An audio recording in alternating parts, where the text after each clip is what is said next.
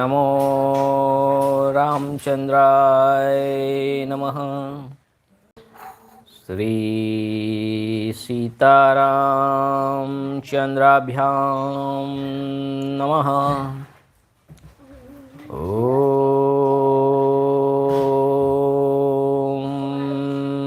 राम रामाय नमः। श्रीरामचंद्र चरणो मनसा स्मरामि। श्रीरामचंद्र चरणो वचसा गृह्णामि। श्रीरामचंद्र चरणो शिरसा नमामि। श्रीरामचंद्र चरणो शरणं प्रपद्ये। Namaskar, my younger brothers and sisters, elders, children, youth, all welcome to Srimad Välmiki-Rāmāyaṇa in English as well as in Hindi. This is episode number 9, Balakanda of Srimad Välmiki-Rāmāyaṇa, which is published by Gita Press, Gorakhpur in English version and Hindi version. So we read first in English and then translate into the Hindi. So both language, and we also try to explain the each slok and important things to accept from Ramayana to the whole world. This is the world based epic historical book जो हमें रामायण से क्या मिलता है कि राम जैसा पुत्र, राम जैसा पति, राम जैसा राजा, राम जैसा तपस्वी, सब गुण अगर आप अपने पुत्र में, अपनी पुत्री में सीता जैसे गुण चाहते हैं तो रामायण को अवश्य पढ़े, घर में बसाए। गीता प्रेस गोरखपुर से बहुत ही नॉमिनल कीमत पर वो मिलता है और ज़रूर एक बार सनातन धर्म के नाते पढ़िए।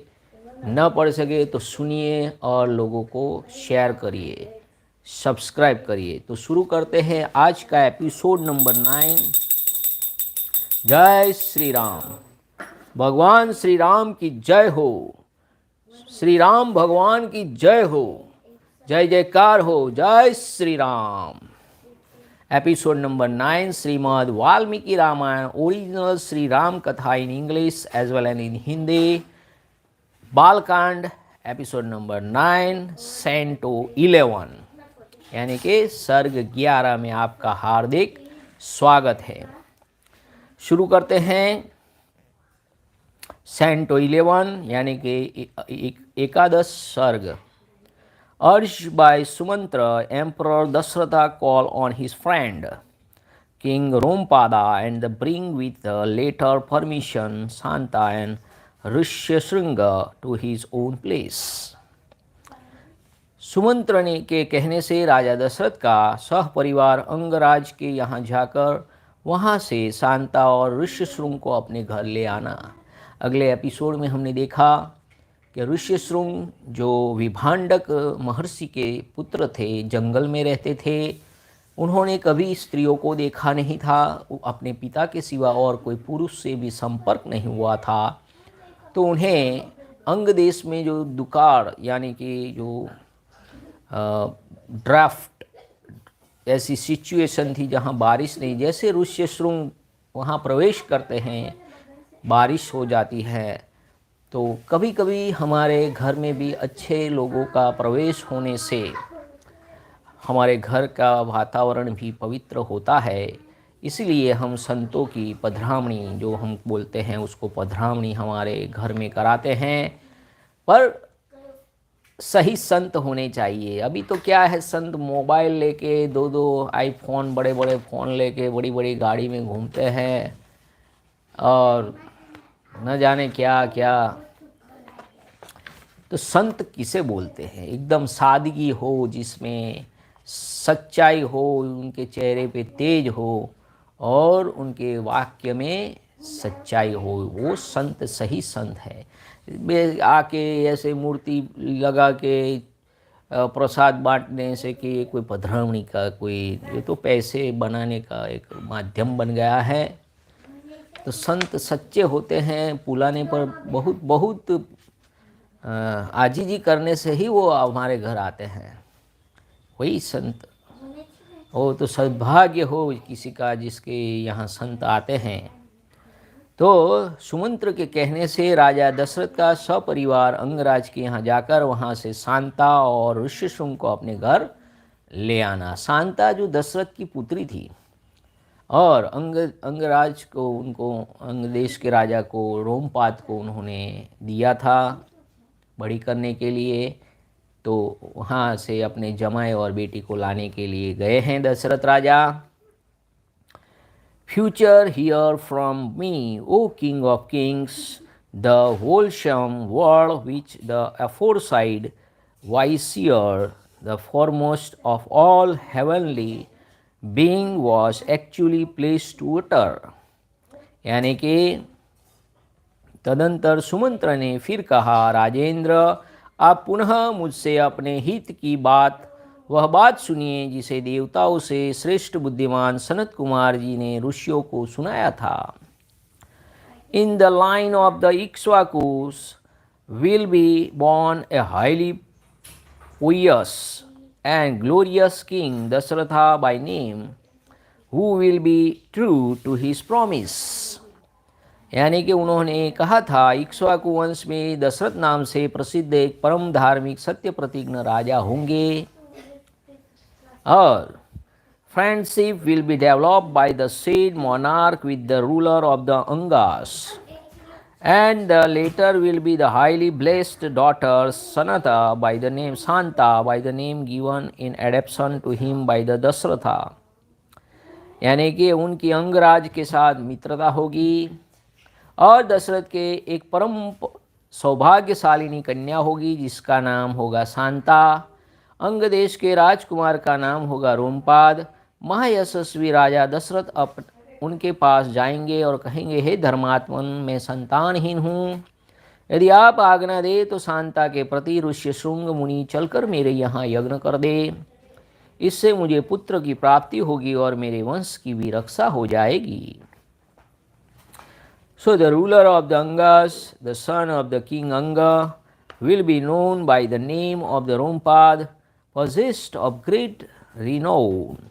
The said king Dasharatha will be approached the later with the following request।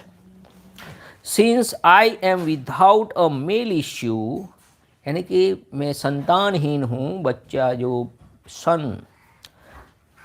O king, whose mind is given to pity, let the saga Rishyashrunga, the husband of Santa, when permitted by you, perform a sacrifice for the propagation of my race। यानी कि हे राजा की वह बात सुनकर मन ही मन उस पर विचार करके महामनस्वी राजा रोमपाद शांता के पुत्रवान पति को उनके साथ भेज देंगे। Hearing a foresight request of the emperor and revolving it is in his mind and resolving to comply with the noble-minded Rompada, will be instantly part with the Sega Rishyashrunga, the husband of the Santa, already blessed with a son। Shanta को एक पुत्र था, उनके साथ ऋष्यशृंग को वहाँ भेजने का विचार किया उन्होंने। Taking with him the said Brahmana Rishyashringa and the rid of his agony, by the securing his very presence, the celebrated monarch Dasharatha will be performed with his help and guidance the aforementioned sacrifice for being blessed with a son, with his inner mind highly gratified। यानी कि ब्राह्मण ऋष्यशृंग को पाकर राजा दशरथ की सारी चिंता दूर हो जाएगी और वे प्रसन्नचित होकर उस यज्ञ का अनुष्ठान करेंगे। ने desirous of fame, the king Dasharatha, the ruler of man, who know what is right, will request Rishyashrunga the foremost among the Brahmanas, with folded hands of officiate as a priest for the conducting the sacrifice for the obtain a male progeny and securing abode in heaven through a son. And through the jewel among the Brahmanas, King Dasarath, the ruler of the people, will get the desired object. And यश की इच्छा रखने वाले धर्मज्ञ राजा दशरथ हाथ जोड़कर द्विज श्रेष्ठ ऋष्य श्रृंग को यज्ञ, पुत्र और स्वर्ग के लिए वर्ण करेंगे तथा वे प्रजापालक नरेश उन श्रेष्ठ ब्रह्मर्षि से अपनी अभिष्ट वस्तु प्राप्त कर लेंगे. And as a result of the sacrifice, there will be the born to him as many as 4 sons. 4 पुत्र की प्राप्ति होगी. Possess of immense prowess and will known among all the created beings, who will bring honor to their lineage. यानी कि राजा के 4 पुत्र होंगे जो अप्रमेय पराक्रमी, वंश की मर्यादा बढ़ाने वाले और सर्वत्र विख्यात होंगे. महाराज, पहले सतयुग में शक्तिशाली देवप्रवर भगवान सनत कुमार जी ने ऋषियों के समक्ष ऐसी कथा कही थी.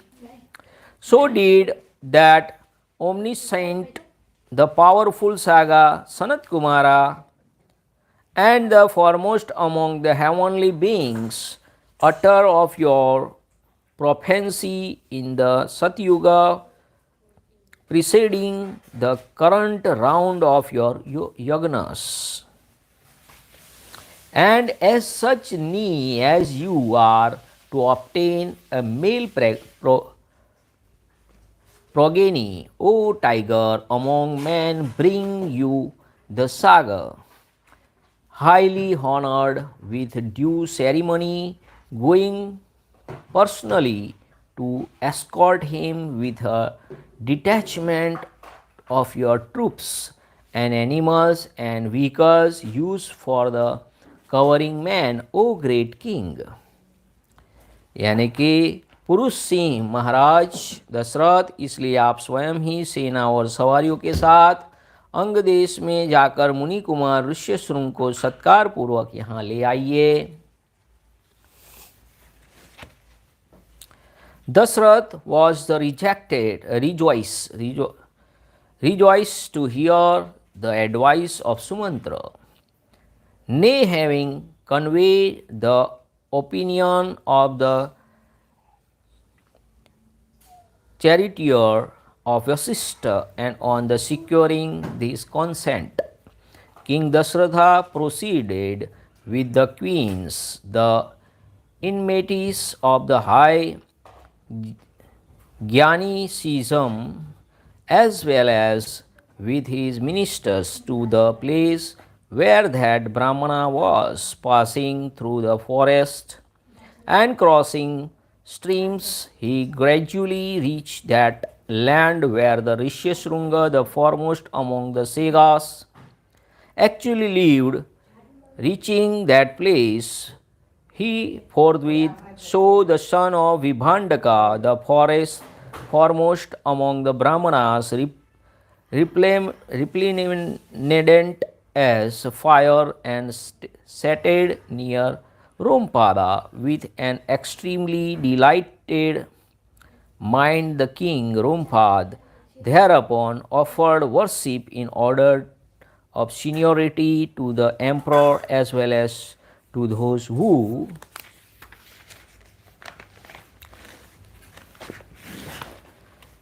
accompanied him with particular reverence because of the emperor being his esteemed friend. यानी कि देखिए यहाँ क्या कहते हैं, सुमंत्र का वचन सुनकर राजा दशरथ को बड़ा हर्ष हुआ. उन्होंने मुनिवर वशिष्ठ को भी सुमंत्र की बातें सुनाई और उनकी आज्ञा लेकर रनिवास की रानियों तथा मंत्रियों के साथ अंग देश के लिए प्रस्थान किया, जहाँ विप्रप्रवर ऋष्यशृंग निवास करते थे. मार्ग में अनेकानेक वनों और नदियों को पार करके वे धीरे धीरे उस देश में जा पहुँचे जहाँ मुनिवर ऋष्यशृंग विराजमान थे। वहाँ पहुँचने पर उन्होंने द्विज श्रेष्ठ ऋष्यशृंग रोमपाद के पास ही बैठे दिखाई दिए। वे ऋषि कुमार प्रज्वलित अग्नि के समान तेजस्वी जान पड़ते थे। तदंतर राजा रोमपाद ने मित्रता के नाते अत्यंत प्रसन्न हृदय से महाराज दशरथ का शास्त्रोक्त विधि के अनुसार विशेष रूप से पूजन किया और बुद्धिमान ऋषि कुमार ऋष्यशृंग को राजा दशरथ के साथ अपनी मित्रता की बात कही और उस पर उन्होंने भी राजा का सम्मान किया। इस प्रकार आदर सत्कार पाकर नरश्रेष्ठ राजा दशरथ रोमपाद के साथ वहाँ 7-8 दिनों तक रहे। उसके बाद वे अंगराज से बोले, प्रजापालक नरेश, तुम्हारी पुत्री शांता अपने पति के साथ मेरे नगर में पदार्पण करे, क्योंकि वहाँ एक महान आवश्यक कार्य उपस्थित हुआ है। रोमपाद ने बहुत अच्छा कहकर उन बुद्धिमान महर्षि का जाना स्वीकार कर लिया और ऋष्यशृंग से कहा, हे विप्रवर, आप शांता के साथ महाराज दशरथ के यहाँ जाइए। और राजा की आज्ञा पाकर उन ऋषिपुत्र ने तथास्तु कहकर राजा दशरथ को अपने चलने की स्वीकृति दे दी। By the Rome path was made known to the enlightened Rishyashring the son of विभांडका his friendship with the emperor, यानी कि अपनी दोस्ती की बात बताई, as well as the relation in which the emperor stood to the Sega, being the real father of his wife Shanta. जो शांता के अपने असली पिता कौन है, राजा दशरथ हैं, वही भी बताया। as also how Shanta was given in adoption by the emperor to the रोमपादा, कैसे उन्होंने शांता को एडेप्ट करने दिया वो भी बताया। who was useless at the later request. Thereupon Rishyasringa honored the emperor in return for the later salutations, greatly honored in his this way by the Rompad, and having stayed with him for 7 or 8 days. The emperor, foremost among men, spoke to the king as follows: Let your daughter Santa, O king, proceed along with her husband to my capital. O ruler of the people, since there is a great undertaking on foot there, having promised the visit of that wise man. Rishyasringa with the word Amin, Tathastu, yani Amin. The king addressed the followed request to the Brahmana: Proceed you to Ayodhyā with your wife. Hearing his, Rishyasringa, the son of Vibhandaka, said to the king at once, So be it, aisa hi ho, so be it, aisa hi ho. Then, thus permitted by the king, he left with his wife for Ayodhya, greeting with the joined palm and the clasping each other to their bosom. Out of affection, the mighty Dasratha and the Rompad both rejoiced. Taking leave of his friend, Dasrath a scion of Raghu, the departed for his capital. यानी कि राजा रोमपाद की अनुमति लेकर ऋष्यशृंग ने पत्नी के साथ वहाँ से प्रस्थान किया। उस समय शक्तिशाली राजा रोमपाद और दशरथ एक दूसरे को हाथ जोड़कर स्नेहपूर्वक छाती से लगाया और एक दूसरे का अभिनंदन किया। फिर मित्र से विदा ले रघुकुल नंदन दशरथ वहाँ से प्रशिष्ट हुए। While doing so, he depicted in advance swift-footed messenger with the following instruction to the citizen of the Ayodhya: Let the whole city be tastefully decorated at once, nay, sprinkled with the water, and then dusted, fumigated with incense, and adorned with the buntings. Overjoyed to the ear of the king, having well nigh arrived The aforesaid citizens thereupon did at once all the precisely as had been desired by the king. यानी कि उन्होंने पूर्ववासियों के पास अपने शीघ्रगामी दूत भेजे और कहलाया कि समस्त नगर को शीघ्र ही सुसज्जित किया जाए, सर्वत्र धूप की सुगंध फैलाई जाए, नगर की सड़कों को झाड़ बुहार कर उन पर पानी का छिड़काव किया जाए और सारा नगर ध्वजा पताकाओं से अलंकृत किया जाए। राजा का आगमन सुनकर पूर्ववासी बड़े प्रसन्न हुए। महाराज ने उनके लिए जो संदेश भेजा था उसका उन्होंने उस समय पूर्ण रूप से पालन किया। तदंतर राजा दशरथ ने शंख और दुंदुबी आदि वाद्यों की ध्वनि से विप्रवर ऋष्यशृंग को आगे करके अपने साजे सजे सजाए नगर में प्रवेश किया। Placing Rishyashunga the foremost of the Brahman ahead, the king then entered the well-decorated city in the midst of the blasts of the conches and the beating of cattle drums. So the tradition goes. All the citizens were really much delighted at the time to see the Brahmana Rishyashunga being treated with the respect and ushered into the city by the king who had rendered help to the Indra in the campaigning against the demons, even as the Lord Vishnu, Vamana, son of the saga Kashyapa, was ushered into the paradise by the thousand-eyed Indra, the ruler of the gods. उन द्विज कुमार का दर्शन करके सभी नगर निवासी बहुत प्रसन्न हुए। उन्होंने इंद्र के समान पराक्रमी नरेंद्र दशरथ के साथ पुरी में प्रवेश करते हुए ऋष्यशृंग का उसी प्रकार सत्कार किया जैसे देवताओं के स्वर्ग में सहस्त्राक्ष इंद्र के साथ प्रवेश करते हुए कश्यप नंदन वामन जी का समादर किया गया था। ऋषि को अंतःपुर में ले जाकर राजा ने शास्त्र विधि के अनुसार उनका पूजन किया और उनके निकट आ जाने से अपने को कृतकृत्य माना।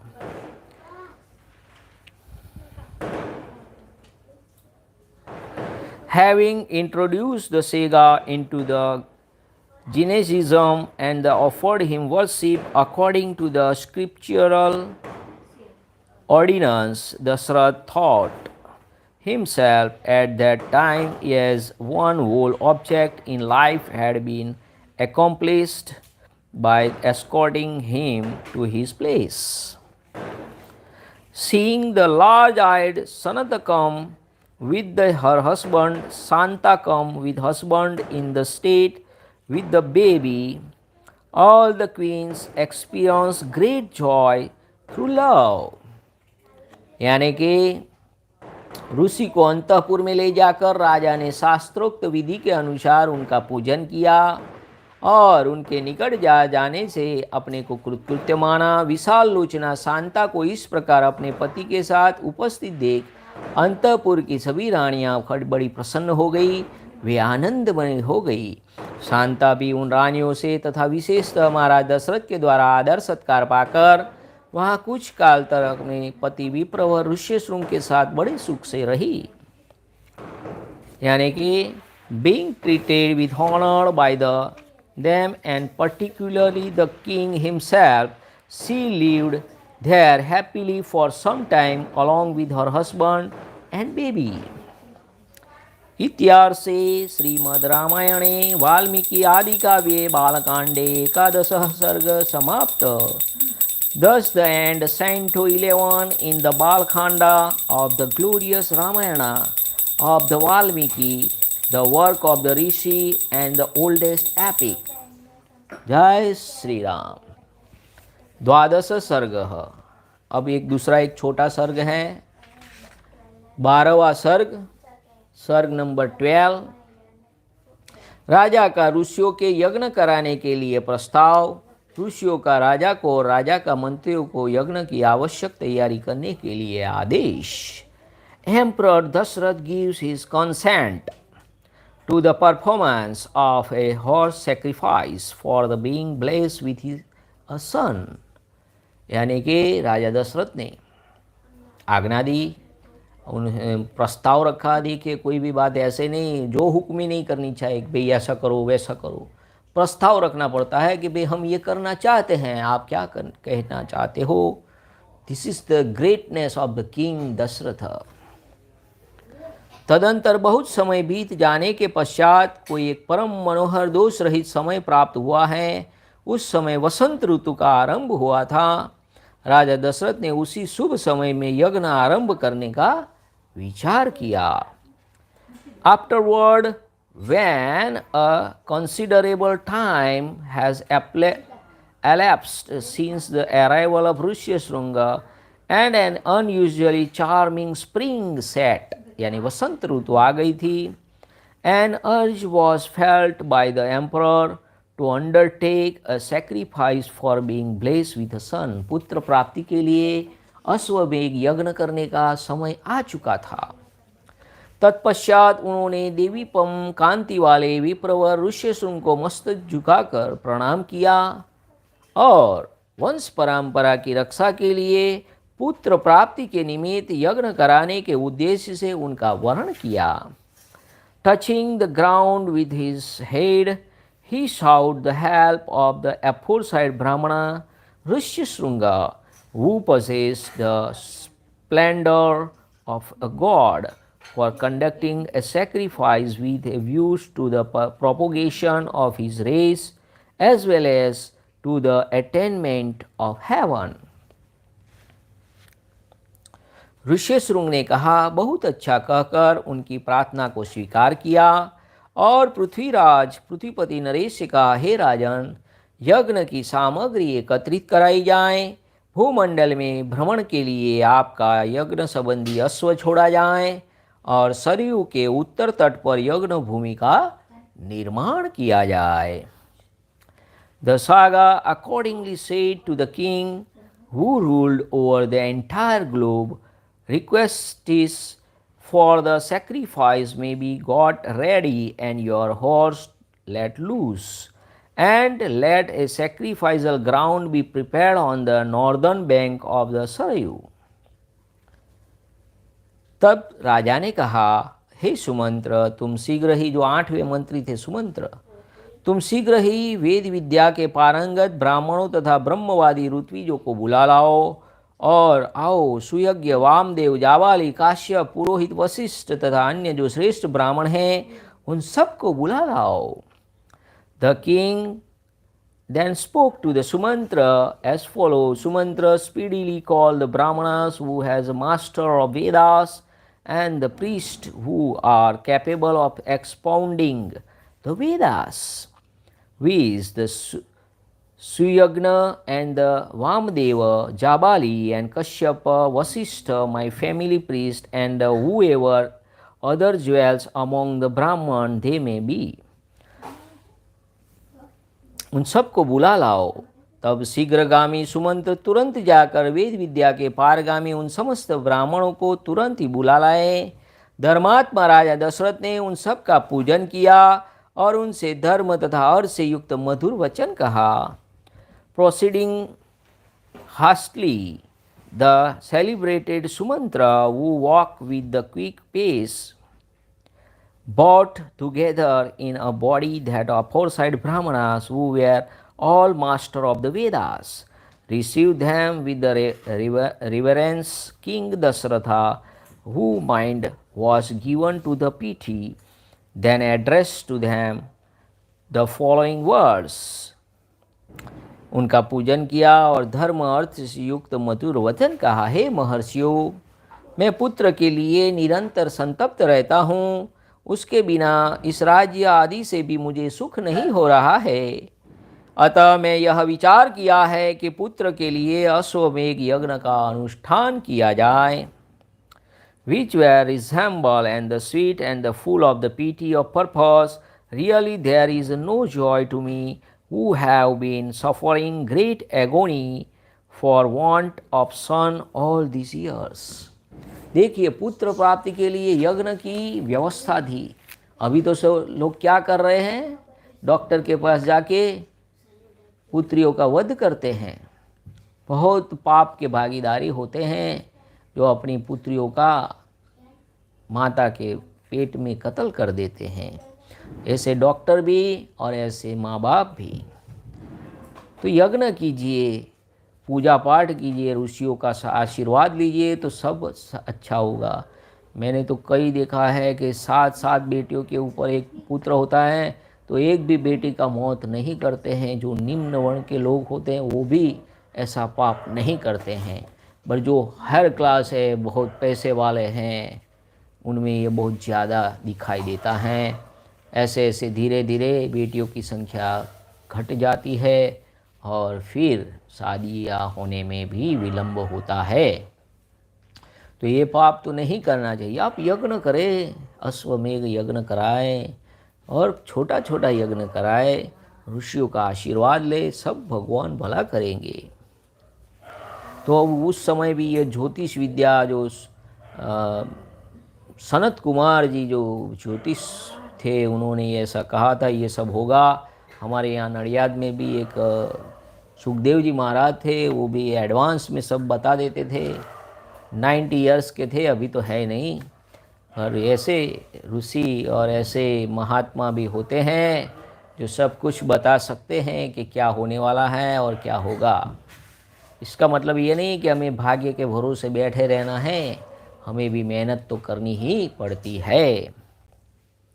सो देन उन्होंने क्या किया कि सबको आदर सम्मान दिया और अपना संकल्प बता दिया कि मैं अपने पुत्र प्राप्ति के लिए यज्ञ का संकल्प लेता हूँ कि मेरे जीवन में कोई आनंद नहीं है। There is no joy without son. I shall accordingly propitiate the Lord with the horse sacrifice. Such my resolve. I therefore intend to worship God through a sacrifice performance called the Ashwamedh, a horse sacrifice. यानी कि उन्होंने इसी संकल्प के अनुसार मैं अश्वमेघ यज्ञ का आरंभ करता हूँ। मुझे विश्वास है कि ऋषि पुत्र ऋष्यशृंग के प्रभाव से मैं अपने संपूर्ण कामनाओं का प्राप्त कर लूँगा। राजा दशरथ के मुख से निकले हुए इस वचन की वशिष्ठ आदि सब ब्राह्मणों ने साधु साधु कहकर बड़ी सराहना की कि भाई मैं यज्ञ करना चाहता हूँ, आप मुझे सब आशीर्वाद दीजिए। And I shall certainly attain all my desired ends through the influence, spiritual power of Rishyasringa. Thereupon, saying Amin Tathastu, all the Brahmana with the Vasishtha as their leader acclaimed the aforesaid proposal that had emanated from the lips of king and those headed by the Rishyasringa, then replied to the king as follows. यानी कि इसके बाद ऋष्यशृंग आदि सब महर्षियों ने उस उत्तम राजा दशरथ से पुनः बात कही, हे महाराज, यज्ञ सामग्री का संग्रह किया जाए, यज्ञ संबंधी अश्व छोड़ा जाए तथा सरयू के उत्तर तट पर यज्ञ भूमि का निर्माण किया जाए। Let all the requests for the sacrifice be got together and your horse be released, and let the sacrificial ground be prepared on the northern bank of the Sarayu. You to know whom such a pious idea has occurred for the securing a son shall at all events secure for sons possessed of immense power, prowess. यानी कि तुम यज्ञ द्वारा सर्वथा 4 अमित पराक्रमी पुत्र प्राप्त करोगे, क्योंकि पुत्र के लिए तुम्हारे मन में ऐसे धार्मिक विचार का उदय हुआ है। देखिए, जैसा हमारे मन में जो विचार पैदा होते हैं, भगवान उसी विचार को प्रकट करने के लिए यानी कि सफल बनाने के लिए पूरा जो ब्रह्मांड है उसके लिए काम करता है। तो एक बार संकल्प अच्छा हो जाए मन में और उसका बारंबार चिंतन करे, भगवान के सामने कहे, तो वो संकल्प सिद्ध हो जाता है। That is the call the power of मंत्र। तो सरयू के गुरुजनों की आज्ञा, ब्राह्मणों की यह बात सुनकर राजा को बड़ी प्रसन्नता हुई। उन्होंने बड़े हर्ष के साथ अपने मंत्रियों से यह शुभ अक्षरों वाली बात कही, हे गुरुजनों की आज्ञा के अनुसार तुम लोग शीघ्र ही मेरे लिए यज्ञ की सामग्री जुटा लाओ और शक्तिशाली वीरों के संरक्षण में यज्ञ का अश्व छोड़ा जाए और उसके बाद प्रधान ऋत्विक भी रहे। यानी कि you to whom such a pious idea and occurred for the securing a son shall at the event secure 4 sons possessed of immense power prowess. The king was really pleased to hear, ये सुन के उनको बहुत आनंद हुआ, the acclamation of the brahmanas. The monarch then joyful spoke to the ministers in sweet word as follows, let the request for the sacrifice be get together, यज्ञ के लिए सामग्री एकत्र की जाए according to the instruction of my elders, and let the sacrificial horse be let loose under the superintendence of 400 Kshatriya princes capable of guarding and controlling it along the chief priest. Nay, let a sacrificial ground be prepared on the northern bank of the Sarayu, and let propitiatory rites intended to avert evils be elaborately gone through in the proper order of sequence and in accordance with the scriptural ordinance. यानी कि सरयू के उत्तर तट पर यज्ञ भूमि का निर्माण हो, शास्त्र के विधि के अनुसार क्रमशः शांति कर्म, पुण्य हवाचन आदि का विस्तार अनुष्ठान किया जाए, जिससे विघ्नों का निवारण हो। यदि इस श्रेष्ठ यज्ञ में कष्टप्रद अपराध बन जाने का भय न हो तो सभी राजा इसका संपादन कर सकते हैं, परंतु ऐसा होना कठिन है क्योंकि ये विद्वान ब्रह्म राक्षस यज्ञ में विघ्न डालने के लिए छिद्र ढूंढा करते हैं। विधिहीन यज्ञ का अनुष्ठान करने वाला यजमान तत्काल नष्ट हो जाता है। यानी कि जो विधिहीन यज्ञ करता है, अभी तो ये ऐसे ही यज्ञ होते हैं, कोई मंत्र क्या पढ़ते हैं, ये ओम यम धर्म स्वाहा, ये मंत्र दोष बना देता है। सो ऐसे ब्राह्मणों से यज्ञ कराएं जो स्पष्ट उच्चारण करता हो, वेदों का ज्ञाता हो, तभी आपको पुण्य मिलेगा। ऐसे 5 ब्राह्मण को बुला लिया और ऐसे कुछ मंत्र बोल दिए, ओम स्वाहा ऐसे कर दिया, तो इससे पाप लगेगा, इससे कोई पुण्य नहीं मिलेगा। तो मंत्र के ज्ञाता और संपूर्ण वेदों के ज्ञाता ब्राह्मणों को बुलाकर ही यज्ञ किया जाना चाहिए, नहीं तो दोष लगता है। ये रामायण में कहा गया है कि किससे दोष लगता है। This horse sacrifice is capable of being accomplished by the any ever monarch. Nay, let a sacrificial ground to be prepared on the northern bank of the Sarayu, and propitiatory rites intended to avatar evil be, यानी कि ब्रह्म राक्षस यज्ञ में विघ्न तो डालेंगे। The elaborately gone through a proper order of sequence and the accordance with the scriptural ordinance. This horse sacrifice is capable of being accomplished by any and every monarch, provided there is no grievous transgressions in the shape of the omissions of certain essential rites made in the course of the preeminent sacrificial performance.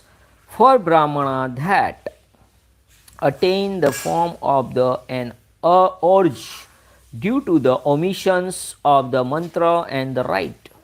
Through the learned, well versed in the sins of ritual acts, are on the lookout even for a minor transgressions in order to get opportunity to spoil the sacrifice and thereby get the sharp of the gods. And he who undertakes a sacrificial performance briefed of the prescribed procedure forthwith persists. Therefore, the step may be taken to ensure that sacrificial undertaking of mine is concluded in the accordance with the prescribed procedure, for you are capable of doing all this. यानी कि अतः मेरा यह यज्ञ जिस तरह विधि पूर्वक संपन्न हो सके वैसा उपाय आप किया जाए, तुम सब लोग ऐसे साधन प्रस्तुत करने में समर्थ हो. Now thereupon all the counselor of the king acclaimed the aforesaid command of the emperor with the word, let it to be so, and did as they were enjoined to do. यानी कि